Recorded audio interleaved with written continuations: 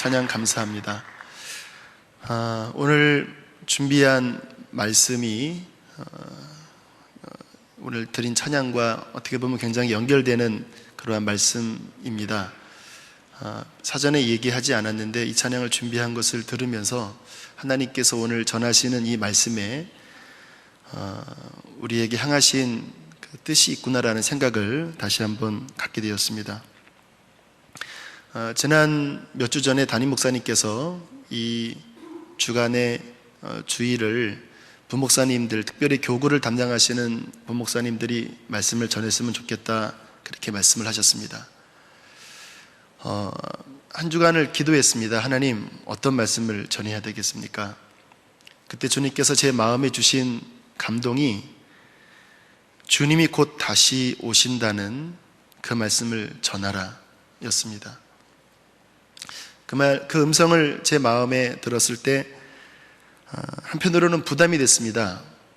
왜냐하면 주님이 곧 다시 오신다라는 말씀 안에는 우리에게 주는 어떠한 심각성이 있다라고 느껴졌기 때문입니다. 그러나 다른 한편으로는 정말 우리에게 꼭 필요한 말씀이라는 생각이 들었습니다. 성경 안에는 주님이 다시 오실 그때에 있을 여러 가지 징조에 대하여 우리에게 가르쳐주고 계십니다. 말씀을 읽으면 읽을수록, 그리고 이 시대의 상황을 보면 볼수록 주님이 오실 날이 다가왔다라는 것이 너무나 절박하게 제 안에 느껴졌습니다. 그래서 이 말씀이 부담이 되지만 그러나 교우들에게 정말 필요한 말씀이라는 생각을 마음속에 갖게 되었습니다. 세상 사람들이 말세다라는 말을 많이 하지요. 그 말씀의 의미는 성경적으로 주님이 다시 오신다라는 그러한 말씀입니다. 그러나 말세다라는 말을 들으면 고개를 끄덕거리면서도 주님이 곧 오신다라는 성경의 이야기를 들으면 황당하게 생각합니다. 정말 그런 일이 벌어질까? 심지어는 믿는 우리들도 그 내용을 지식으로는 인정하지만 내 진정한 마음으로 주님이 곧 오신다라는 말씀이 그렇게 마음에 깊이 와닿지 않는 경우가 많이 있어요. 아마 그 이유는 여러 가지가 있을 것 같습니다. 2000년 동안 흘러오면서 주님이 곧 오신다고 그렇게 말씀을 하셨지만 안 오셨기 때문에, 또 몇 년 전, 몇십 년 전에 그러한 큰 파동이 있었는데도 안 오신 걸 보니 성경에 그렇게 나와 있지만 정말 우리에게 실제적으로 와닿는 그러한 말씀은 아닌가 보다, 그렇게 생각을 하는 분들이 있습니다. 또 어떤 분들은 워낙 세상이 험하니까 말세긴 말세인 것 같다. 그런데 정말 주님이 오시면 나는 어떻게 되는 거지? 이렇게 고민을 하시는 분도 있으십니다.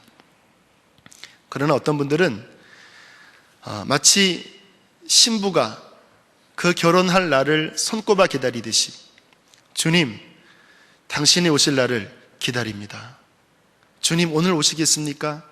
주님, 당신을 사모합니다. 이러한 갈급한 마음으로 주님을 기다리는 분들도 계십니다. 여러분은 어떠십니까? 주님 곧 오신다라는 그 말씀 앞에 여러분의 솔직한 마음은 어떠십니까? 아주 오래전에 미국의 한 교회에서 있었던 일입니다. 성구영신 예배를 드리는데 누군가 장난을 쳤답니다. 천정 위에 올라가 숨어 있다가 성구영신 예배 드리는 그 말미쯤에 큰 소리로 외쳤대요. 예수님이 지금 오신다. 신랑을 맞이하라 하면서 나팔을 막 불어댔다고 합니다. 그때 무슨 일이 벌어지는지 아세요? 수백 명의 교인들이 그 소리를 듣자마자 의자 밑으로 숨어 들어갔다고 합니다. 주님이 오신다고 어이쿠 어떻게 하면서 숨어서 밑으로 들어갔고요.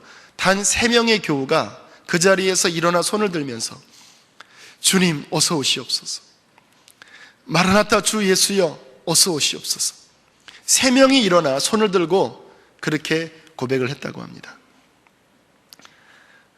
만일 오늘 그 소리가 하늘에서 성경 그대로 나팔 소리와 함께 울려 퍼진다면, 신랑이로다 맞으러 나오라, 주님이 지금 오시는 도다라는 그 소리가 듣는다면 여러분은 어떻게 반응하시겠습니까? 주님이 다시 오신다라는 이 말씀은 아직도 많은 크리스찬들에게 실은 부담스러운 말씀인 것 같아요. 주님 오시면 나는 어떻게 될까? 나는 주님 오실 날 오늘 들렸던 찬양처럼 그 예루살렘 성에, 그 유리바다에 찬양을 하면서 올라갈 수 있을까? 주님이 오실 날이 다가왔다면 나는 어떻게 해야 하지? 이런 고민을 갖게 합니다. 그래서 그런 고민을 하고 싶지 않은 많은 크리스천들은 피합니다. 그러한 이야기를 들으면 마음에 두지 않고 애써 피합니다. 그러나 여러분 기억하십시오. 성경에 주님이 다시 오시겠다라는 말씀은 초림보다 배 이상이 더 많다고 합니다. 성경학자들의 연구에 따르면 성경의 30분의 1의 예언이 주님이 다시 오시겠다라는 예언이라고 말씀을 하십니다. 우리는 주님이 다시 오시겠다는 이 말씀을 결코 가볍게 여기지 말아야 합니다. 왜냐하면 이 믿음 안에는, 주님이 다시 오신다라는 믿음 안에는 기독교의 가장 중요한, 크리스천들에게 가장 중요한 그 신앙의 순수성과 그 신앙의 진실성을 지킬 수 있는 힘이 들어있기 때문입니다. 여러분 생각해 보십시오. 주님이 곧 오신다라고 믿는데 세상에 푹 빠져 살 수 있겠습니까?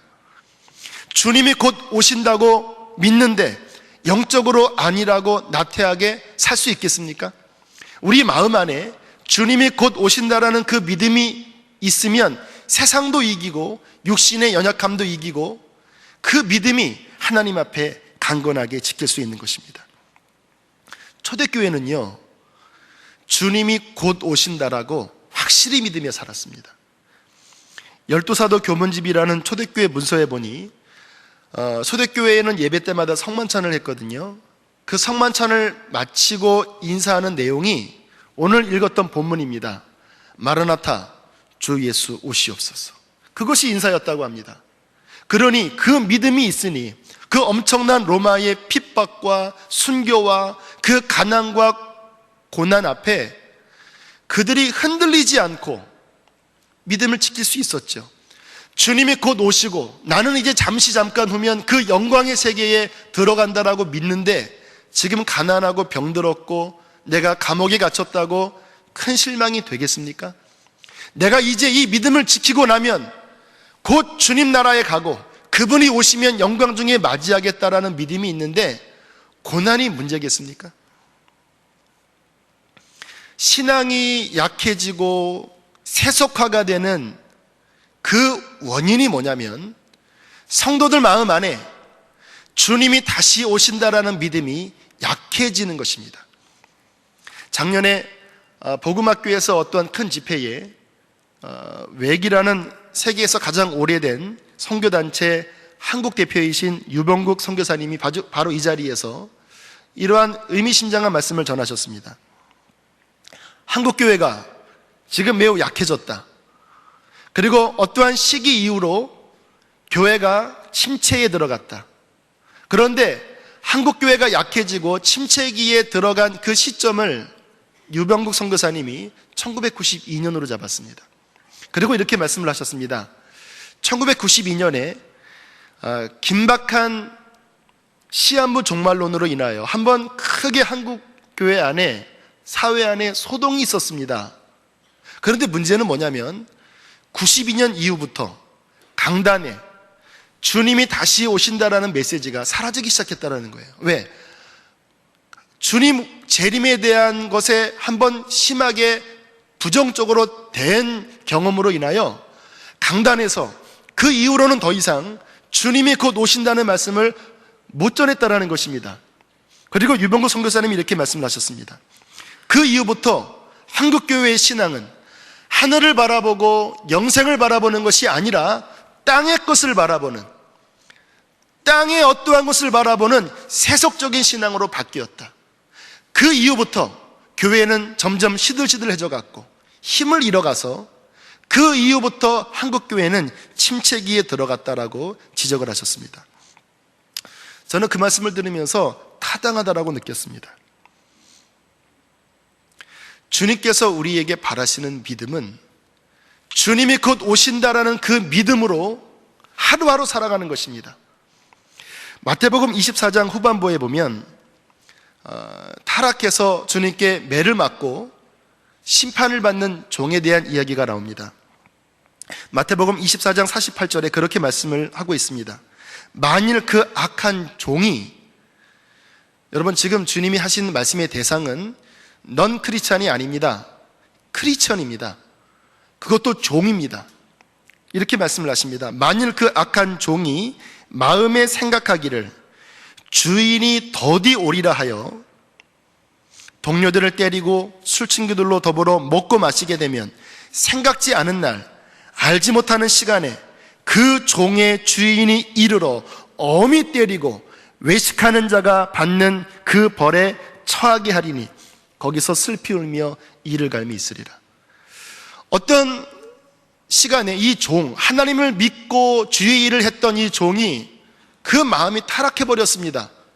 교회는 다녔고 일은 했지만 이중적인 생활을 했습니다. 겉으로는 그렇듯하게 신앙생활을 하면서 뒤로는 세속적으로 살고 강포하게 살았습니다.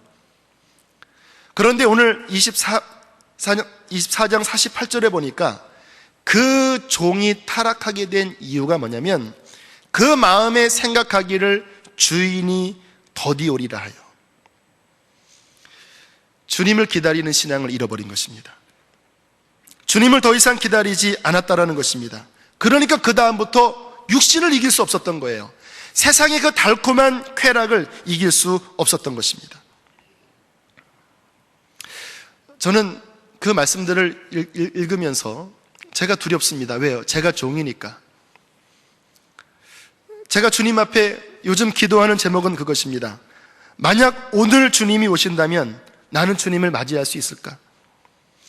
오늘 주님이 오신다면 내게 회개할 것이 있지 않는가? 나는 영적으로 깨어 있는가? 두렵고 떨리는 마음으로 하나님 앞에 자주 기도합니다. 자, 그렇다면 정말 주님이 언제 오실까요? 제자들도 주님께 동일한 질문을 했습니다. 주님이 다시 오실 때는 무슨 징조가 있으리이까? 이 질문에 대하여 주님께서는 날과 시는 말씀하지 않았습니다. 왜냐하면 날과 시를 이야기하면 미혹에 빠집니다. 그래서 날짜와 시간을 이야기하고 재림을 강조하면 100% 이단입니다. 그러나 기억하셔야 합니다. 그렇다고 해서 주님께서 재림에 대하여 말씀을 안 하신 것이 아니라 그 대신 일종의 힌트를 줬습니다. 그것은 징조입니다. 날과 시는 아버지께만 달려 있지만 그러나 내가 올 그때쯤이 되면 이러한 징조들이 일어날 것이다. 너희가 날과 시는 모르지만 세상에 내가 말한 이러한 징조들이 일어나는 것을 보면 너희는 그 이전보다 더욱 주님을 기다리고 이전보다 더욱 신앙을 올곧게 하여 내가 올 것을 기다리라 말씀하셨습니다. 자, 그러면 어떠한 징조들이 있을까요? 오늘 한 3가지 정도만 함께 먼저 나누기를 원합니다. 가장 일어날 일 가운데 중요한 것은 성경에 이스라엘 나라의 주권의 회복입니다. 성경에는 무슨 말씀이 나와 있냐면 마지막 때가 되면, 말세가 되면 나의 백성들이 원거리에서 멀리 살다가 자신의 고토의 땅으로 돌아오리라. 그들이 자식을 어깨에 안고 울면서 돌아올 것이고 그들이 기쁨으로 나의 땅에 돌아오리라. 이 말씀이 구약 성경에 굉장히 많이 예언되어 있었습니다. 그러나 역사적으로 예수님 탄생 이후 주 70년에 로마 티터스 장군에 의하여 예루살렘이 완전히 박살났습니다. 그리고 역사적으로 보면 이스라엘이 나라를 잃고 전 세계에 디아스포라라고 하지요. 전 세계에 흩어져서 핍박받고 유랑하는 민족이 되었습니다. 몇 년간 그렇게 살았냐면 약 1900년간 그렇게 살았습니다. 그래서 불과 100년 전, 아니 70년 전만 해도 성경을 해석하는 학자들이 이스라엘이 독립되리라는 그 말씀은 영적인 의미다라고 해석을 했습니다. 왜냐하면 생각해 보십시오. 1900년 동안 나라 없는 그 민족이 어떻게 회복이 됩니까? 그런데 60년 전에 기적이 벌어졌습니다. 2차 세계대전 끝난 이후에 승전국인 영국에서 이스라엘의 독립을 허락해 줬습니다. 1948년에 이스라엘이 국권이 회복된 거예요. 그 당시의 상황을 보면 성경 그대로 러시아에서, 멀리 유럽에서, 심지어는 아프리카에서 그 백성들이 자신의 고국 땅으로 어깨에 자식을 메고 울면서 1900년 동안 잃어버린 그 땅으로 돌아오는 일이 실제적으로 벌어졌다는 것입니다. 그것이 단순한 세계적인 뉴스가 아니라 성경에 놀랍게 예언되어 있는 내용인데, 그 예언은 곧 무엇을 가리키냐면 주님이 곧 오시는 굉장히 중요한 징조로 말씀을 하신다는 것입니다. 더 가까운 징조가 있습니다. 그것은 마태복음 24장 7절 8절에 말씀하신 건데요, 주님이 친히 말씀을 하셨습니다. 내가 올 날이 다가온 시간이 되면 곳곳에 기근과 지진이 있으리니 이 모든 것은 재난의 시작이라. 주님 오실 날이 다가올 때 전 세계적인 기상과 기후와 이런 이변들이 속출한다는 말씀입니다. 요한계시록 8장 8절로부터 11절에 보면 바다가 오염돼서 3분의 1이 죽고 생태계 피조물의 3분의 1이 죽고 강들이 오염되어 사람들에게 큰 해를 받을 것이다. 이러한 자연재해에 대한 말씀을 하고 계십니다. 저는 말씀을 준비하면서 주님께 기도했습니다. 하나님, 주님 오실 날이 다가왔다라는 이 말씀을 전하라고 하신다면 우리 교우들이 그것을 실감할 수 있는 증거들을 좀 보여주십시오. 왜냐하면 지금 제가 드리는 말씀들이 너무나 잘 아는 말씀들이기 때문에 에이, 그거 내가 아는 것, 그 정도로 넘길 것 같아서 주님께 기도했습니다. 하나님, 증거를 좀 보여주십시오. 놀랍게 하나님이 응답을 하셨습니다. 어떤 목사님이 제게 그런 이야기를 하셨습니다. 작년에 사랑의 교회 원로 목사님 오카는 목사님께서 바다를 주목하자라는 설교를 하셨는데 한번 들어보세요. 그리고 제가 설교 준비를 다 마친 후에 그 설교를 인터넷으로 들어봤습니다. 제 마음 안에 전율이 있었습니다. 제가 전하려고 했던 바로 그 메시지가 오카는 목사님으로부터 들려지기 시작한 거예요. 오카는 목사님이 뭐라고 말씀을 하셨냐면, 누가복음 21장 25절에 보니까 1월 성신에는 징조가 있겠고 땅에서는 민족들이 바다와 파도의 성난 소리로 인하여 혼란한 중에 곤고하리라. 이 말씀을 본문으로 해서 말씀을 전하신 거였습니다. 본인이 올 초에 이 말씀을 읽는데 눈을 뗄 수가 없었다는 겁니다. 작년의 일입니다. 땅에서는 민족들이 바다와 파도의 성난 소리로 인하여 혼란한 중에 곤고하리라. 그전에는 그냥 그러려니 하고 지나갔고 도대체 무슨 말씀인지 몰라서 해석이 안 됐는데, 그날따라 그 말씀을 보면서 성령께서 마음 안에 지금 일어나는 일이다라는 깊은 감동을 주셨다라는 거예요. 이 말씀에서 눈을 뗄 수가 없었다라는 것입니다. 그리고 이러한 말씀을 하셨습니다. 과학자들이 이 성경 말씀의 의미를 지금 뒷받침하고 있다는 겁니다. 믿지도 않는 과학자들이. 뭐라고 과학자들이 이야기를 하냐면, 세상이, 이 지구가 큰 어려움을 겪어서 망하게 된다면, 지금 과학자들의 말입니다, 그 지구가 망하는 것의 원인 제공은 바다가 할 것이라는 겁니다. 바다가. 지금 바다가 심각하게 오염되고 있고 빙하가 녹고 있는데 그 일들이 너무나 심각하게 벌어져서 이 바다의 변화로 인하여 세상의 마지막에 올 것이라고 과학 잡지의 기고에 그러한 것들이 실려진다는 겁니다. 그 이야기들과 말씀을 연결시켜 보니까 너무나 맞는 말씀이라는 겁니다. 마지막 때가 되면 바다가 변한다는 거예요. 바다의 파도 소리가 들리는데 이전과는 다른 성난 파도 소리가 들려서 사람들이 그 바다의 변화와 그 바다의 소리를 듣고 공황 상태에 빠지겠다라는 것입니다. 혼란한 중에 곤고하리라. 국제기후변화위원회라는 그 바다를 연구하는 그 과학자들의 보고에 따르면 앞으로 70년, 80년 내에 세계 해안의 30%가 바닷속으로 사라질 것이라고 경고하고 있습니다.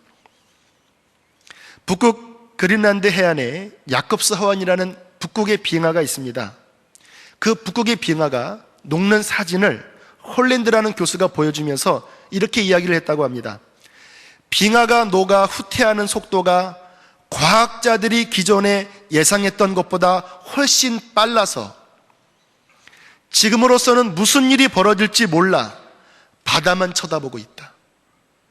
빙하가 녹는 그 속도가 과학자들이 예상하는 것보다 훨씬 빨라서 지금으로서는 무슨 일이 벌어질지 몰라 바다만 쳐다보고 있다. 세상의 과학자들이 믿지도 않지만 세상에 흘러가는 이 기후의 변화와 오염을 바라보고 그들이 소리치고 있습니다. 얼마 남지 않았다. 얼마 남지 않았다. 오카나 목사님이 그렇게 이야기를 하시더라고요. 세상에서도 외치되고 있는데 교회가 이 말세의 징조를 보고 한가히 있을 수가 없다. 한가히 있을 수가 없다.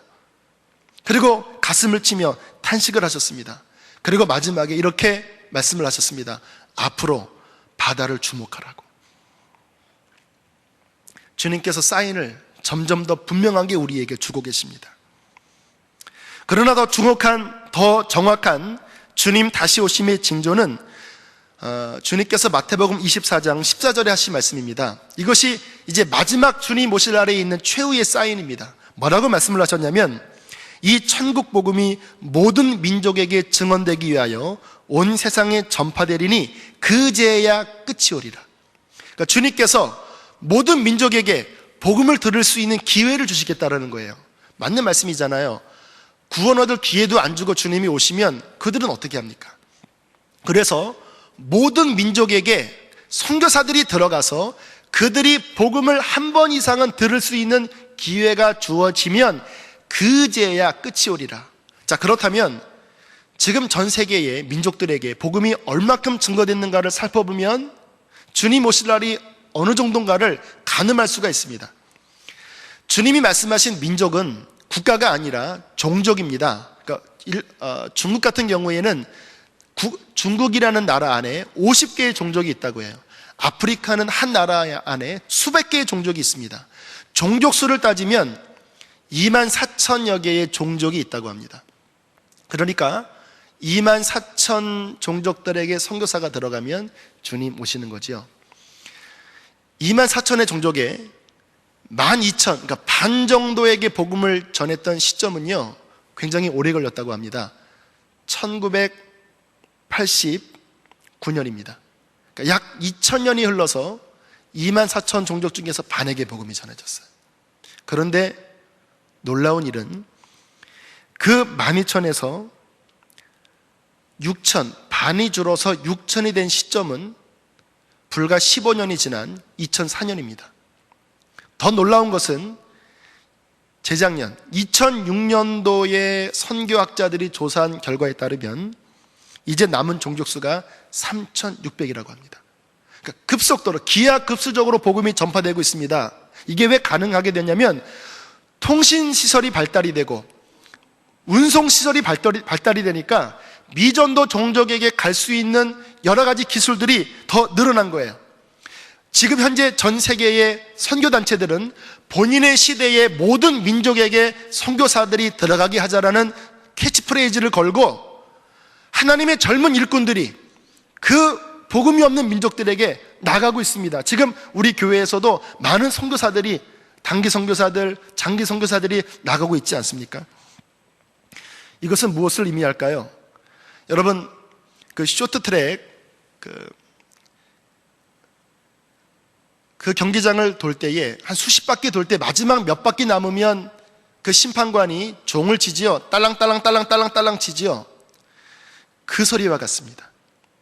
지금 기후의 변화, 복음이 전해지는 속도, 이스라엘의 독립이라는 이 상황을 보면 성경을 읽고 깨어있는 사람들은 무슨 소리로 들리냐면 딸랑딸랑 깨어있어라, 주님이 곧 오신다, 너의 생전에 주님이 오실 수도 있다라는 주님의 그 소리로 들려진다는 것입니다. 주님께서 성도들에게 바라시는 것은요, 시대를 분별하여 영적으로 바르게 믿는 것입니다. 주님은 이렇게 말씀을 하셨습니다. 이러한 모든 일이 일어나는 것을 보거든 너희는 깨어 일어나 머리를 들라. 이는 너희의 구속의 날이 다가왔다. 더 이상 세상에 취해서 세상이 전부인 양 그렇게 빠져 살지 말고 너희는 깨어 일어나 머리를 들라. 이는 너희 구속의 날이 다가왔기 때문이라. 주님이 오실 날이 다가올 때 성경에서 우리에게 강조하는 부분이 있습니다. 그것은 뭐냐면 깨어 있으라입니다. 깨어 있으라. 주님께서 말씀을 하셨습니다. 깨어 있으라. 어느 날에 너희 주가 임할는지 너희가 알지 못함이니라. 깨어 있으라는 말이 무슨 말씀일까요? 성경에서 깨어 있으라는 말씀은 영이 깨어 있으라는 말씀입니다. 영이 어떻게 깨어 있는 것이 성경에서 말씀하신 깨어 있는 것일까요? 주님과 나 사이에 살아있는 교제가 가능한 상태가 계속 유지되게 하라는 의미입니다. 주님은 우리 안에 거하시고 그분은 실제적으로 우리 안에서 말씀을 하시는 분입니다. 여러분 생각해 보십시오. 한 여인이 임신을 합니다. 그 뱃속에 아이가 잉태를 해요. 뱃속에 아이 하나만 잉태를 해도 그 여자는 엄청난 몸의 변화를 느낍니다. 어느 날은 식욕이 없어서 구역질이 나오기도 하고, 어느 날은 너무나 졸음이 쏟아지기도 하고, 점점 이 아이가 자라나면 이제 막 태동을 느끼면서 그 아이를 느낍니다. 하물며 자그마한 생명 하나가 뱃속에 잉태됐는데도 그가 온몸으로 느끼거늘, 잘 기억하십시오. 살아계신 예수님이 그 안에 있다라고 하는 그것이 전혀 주님과의 생동감 있는 교제는 없이 그냥 교리적으로 예수님 내 안에 계십니다, 내가 살면서는 전혀 주님의 살아계신 증거도 없고 경험도 없으면서 주님 내 안에 계십니다, 이것은 아닙니다. 여러분, 주님이 내 안에 살아계시면 내 영은 그분과 실제적인 교제를 하게 됩니다. 이 상태에 들어간 것이 성경에서는 다른 말로 성령 충만이다라고도 표현을 하고요, 다른 말로는 주님과 지금 동행한다라고도 표현하고요, 다른 말로는 영혼이 깨어있다라고도 표현을 합니다. 신앙이 깨어있는 것은요, 현재 상태입니다. 그러니까 예전에 내가 주님을 뜨겁게 만났다가 지금은 영이 확 죽어서 기도도 안 나오고 주일날 한번 교회 나가는 것으로 족하는 이 차원이 아니라, 깨어있다라는 것은 현재 상태입니다. 지금 내가 주님과 살아있는 교제를 하는 거예요. 그분이 나를 이끄는 것을 내가 따라갈 수 있는 상태가 되는 것입니다. 작년 10월에 남성 수련회가 있었습니다. 그 이후에 한 남성 성도 한 분이 12시부터 하는 그 철야기 대회가 한때 있었죠. 밤에 오셨어요. 전혀 철야기 대회에는 나오지 않으실 분처럼 느껴졌는데 오셨길래 제가 너무 반갑고 신기해서 인사를 했습니다. 이거 어쩐 일이세요? 그랬더니 이분이 하시는 말씀이, 남성 수련회에 가서 앉아 있는데 갑자기 마음속에 그러한 깨달음이 오시더라는 거예요. 와, 지금 내가 이 자리에 앉는 것을 하나님이 얼마나 기뻐하실까, 이것이 마음에 깊이 느껴지더랍니다.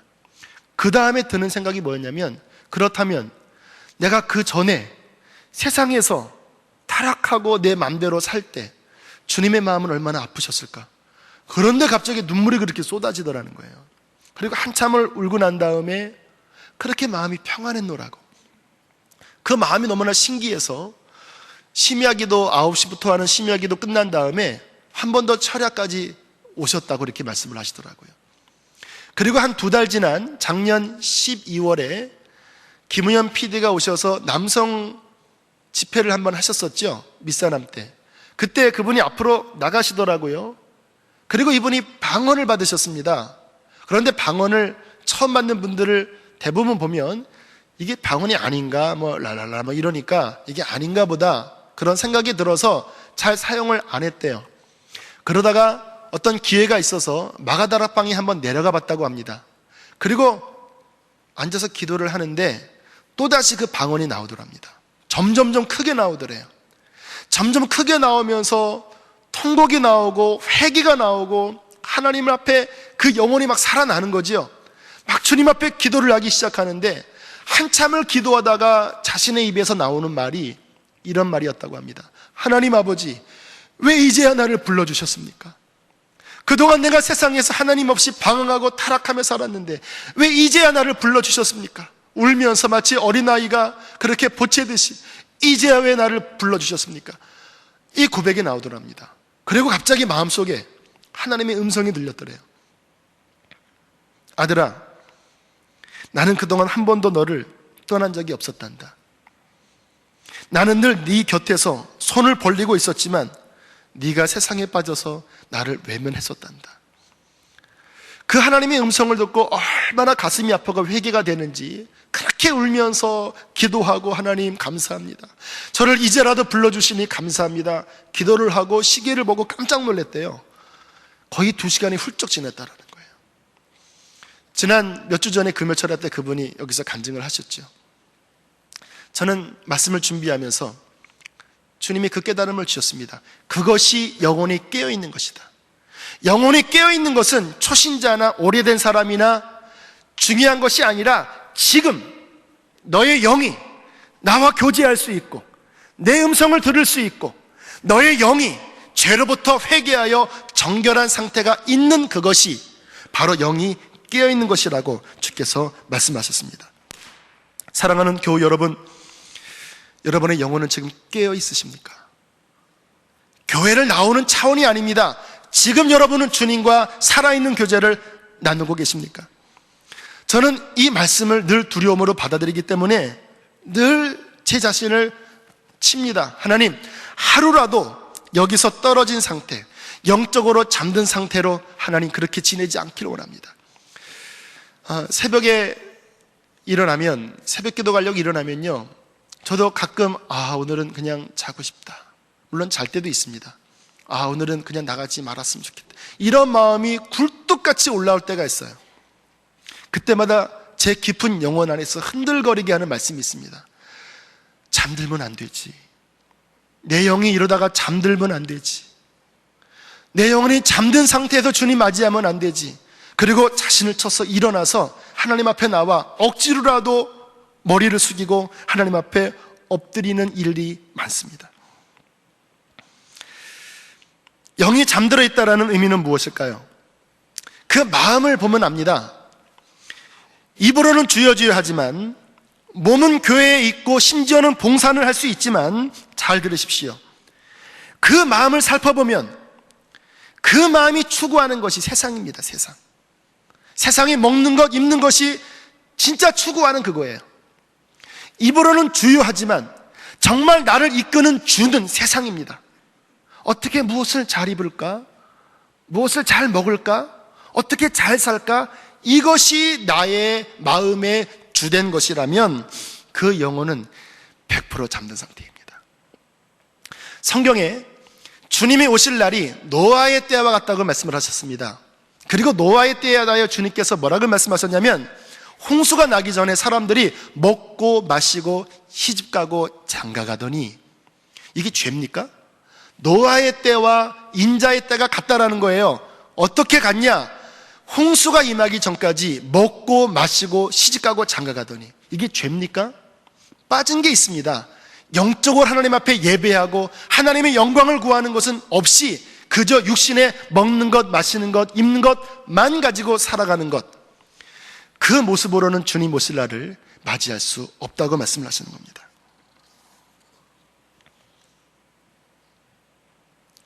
그 영이 잠든 상태의 또 하나의 모습이 있습니다. 그것은 성도들 안에 회개치 않는 죄가 있는 것입니다. 회개치 않는 죄라는 것은 뭐냐면요, 우리가 연약하니까 죄를 짓고 넘어지지요.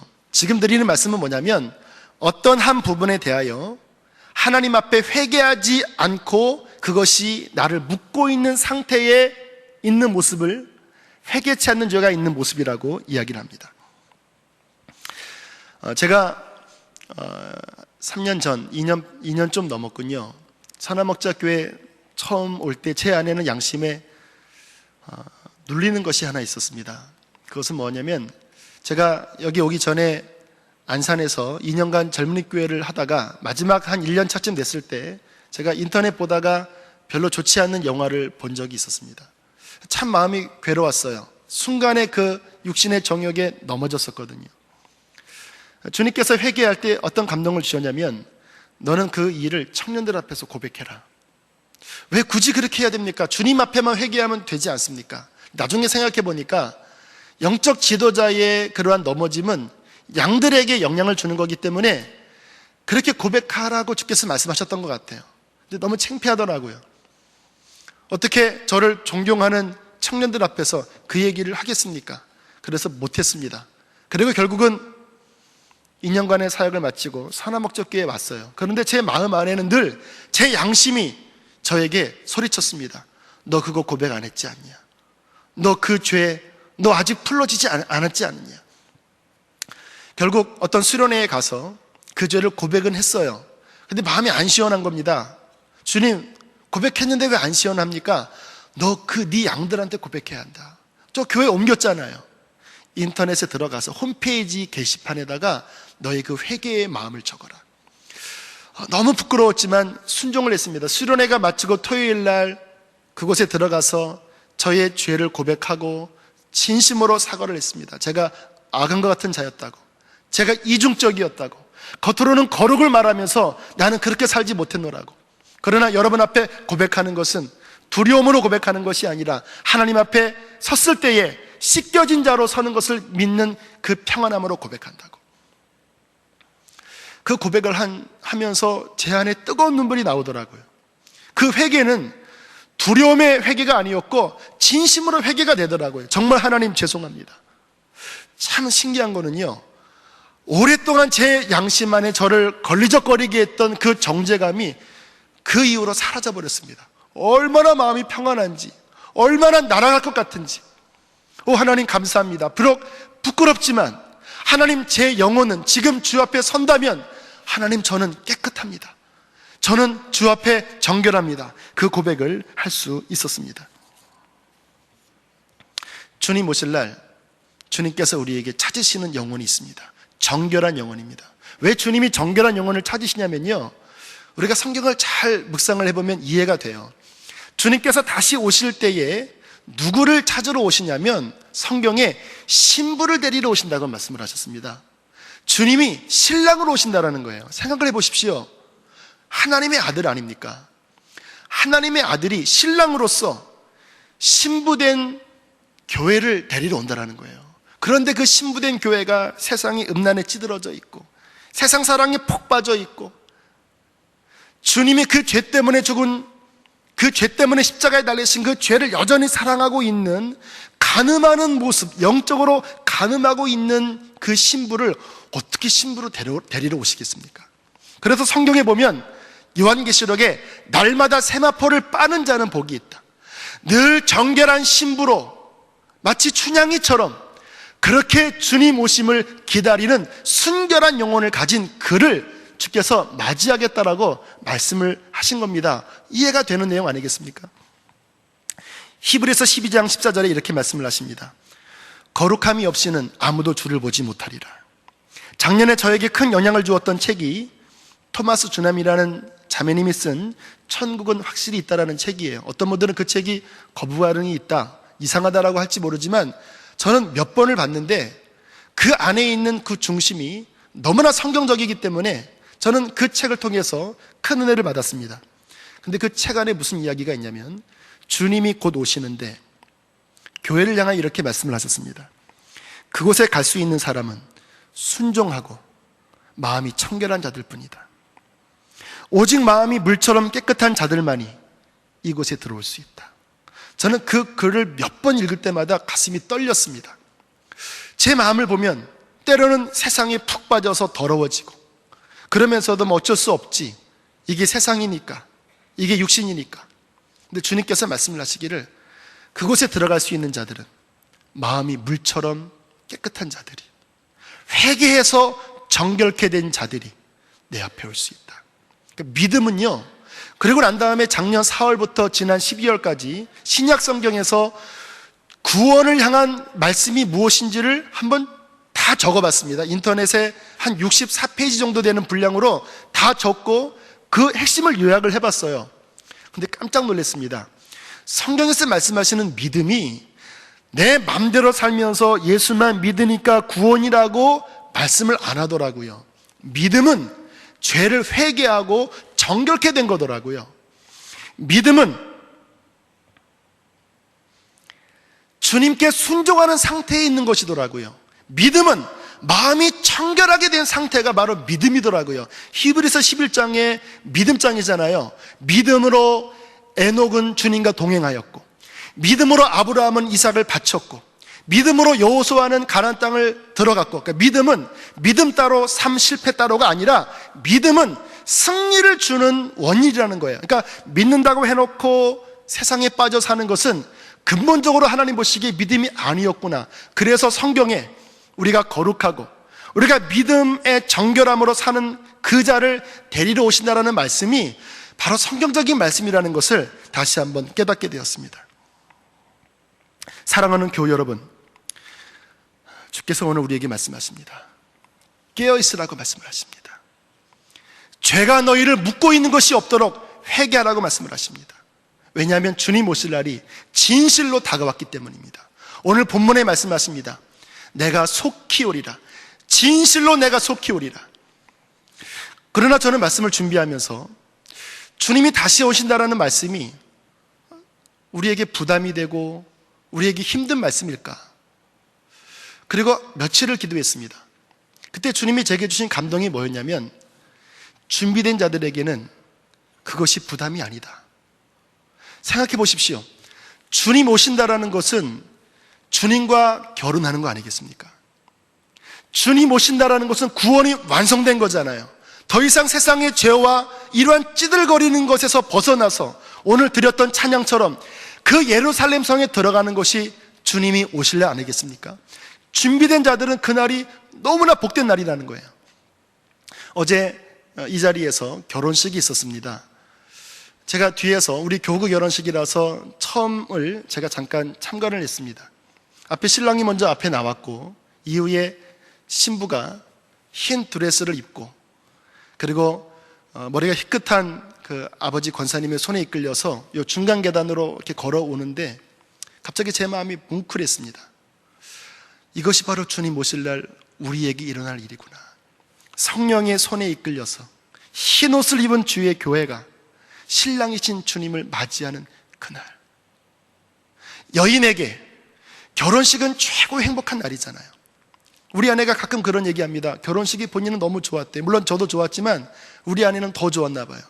결혼하기 전에 전날 갑자기 오한이 들어서 몸이 아팠는데 결혼식 내내 입이 이렇게 딱 귀에 걸려서 이러고 있는 거예요. 그러면서 왜 당신은 이렇게 항상 웃어 했더니 사진 잘 나오라고 하면서 이렇게 웃더라고요. 여인에게 결혼식은 두렵거나 부담스러운 날이 아닙니다. 가장 행복한 날입니다. 우리가 정말 주님을 사랑하고 내 영혼이 깨어있다면 주님이 오신다는 오늘의 말씀은 여러분에게 복음 중에 복음이 될 것입니다.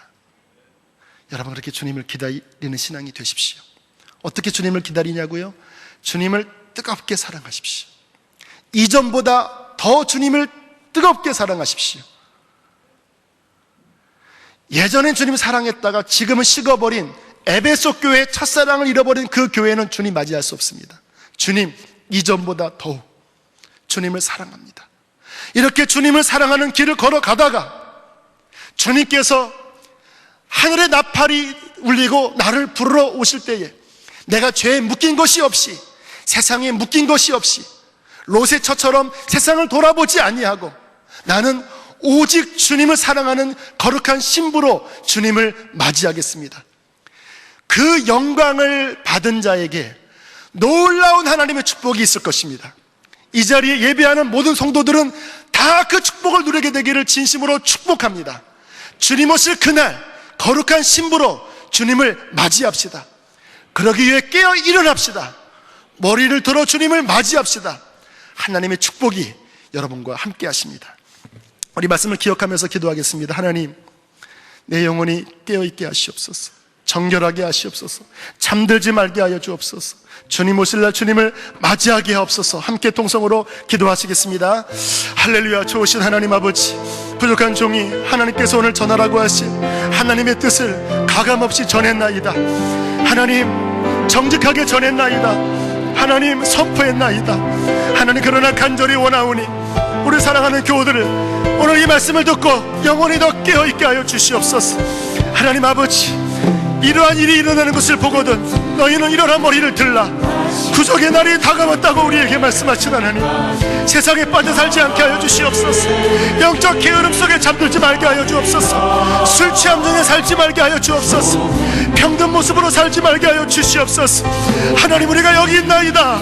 회개한 모습으로 서 있기를 원합니다. 정결한 모습으로 서 있기를 원합니다. 성령이여 일어나게 하옵소서. 성령이여 교회가 깨어 일어나게 하여 주옵소서. 성령이여 교회가 깨어 일어나게 하여 주옵소서. 성령이여 우리가 깨어 일어나게 하여 주옵소서. 성령이여 우리가 여기 있나이다. 성령이여 우리를 정결하게 하옵소서. 우리에게 맡겨주신 일을 잘 감당하기 원합니다. 맡겨주신 일을 잘 감당하기 원합니다. 충성하다가 주님 맞이하게 하여 주옵소서. 충성하다가 주님 맞이하게 하옵소서. 세상의 모든 악을 버리길 원합니다. 할렐루야, 할렐루야. 마르나타, 주 예수여 오시옵소서. 마르나타, 주 예수여 어서 오소서. 어서 오소서 주님. 어서 오소서 주님. 어서 오소서 주님. 어서 오소서 주님. 우리 교회가, 선한 목자 교회가 순결한 신부가 되어지게 하시옵시고 주님 오신 날을 맞이하게 하시옵소서. 주님 오신 날을 맞이하게 하시옵소서. 주님 오신 날을 맞이하게 하여 주옵소서. 깨어있으라, 깨어있으라. 어느 때에 너희 주가 임하는지 알지 못함이라. 오 할렐루야, 오 할렐루야, 오 할렐루야, 오 할렐루야, 할렐루야, 오 할렐루야. 그러므로 너희는 깨어있으라. 어느 날에 너희 주가 임하는지 너희가 알지 못함이니라. 오 하나님, 주의 경고의 음성을 우리의 영혼이 흔들거리며 들었습니다. 하나님 감사합니다. 아버지, 주 오실 그날 하나님 주님을 맞이할 만한 준비된 믿음 되게 해 주시옵소서. 어리석은 다섯 처녀처럼 준비하지 않다가 문이 닫히는 어리석고 두려운 일이 있지 않게 하여 주시옵시고, 오직 세상을 부인하고 육신을 부인하고 하나님 오실 날을 기다리는 거룩한 신부의 믿음으로 서게 하여 주시옵소서. 선한 목적 교회를 그렇게 되도록 축복합니다. 주님 오실 날 주님을 맞이하는 순결한 교회로 세워 주시옵소서. 오 하나님 사랑합니다. 이전보다 주님을 더 사랑합니다. 오 주여 감사합니다. 주 앞에 준비하여 예물 드리는 손길들을 기쁘게 받으시고 이들의 삶에 먼저 그의 나라와 의를 구할 때에 이 땅에서도 주시는 하나님의 그 은총을 마음껏 누리게 하여 주시옵소서. 그러나 세상의 일에 빠져서 영의 일이 망가지는 일이 없도록 우리 영혼을 더 밝은 빛으로 이끌어 주시옵소서. 감사드리며 예수님 이름으로 기도드렸습니다. 아멘.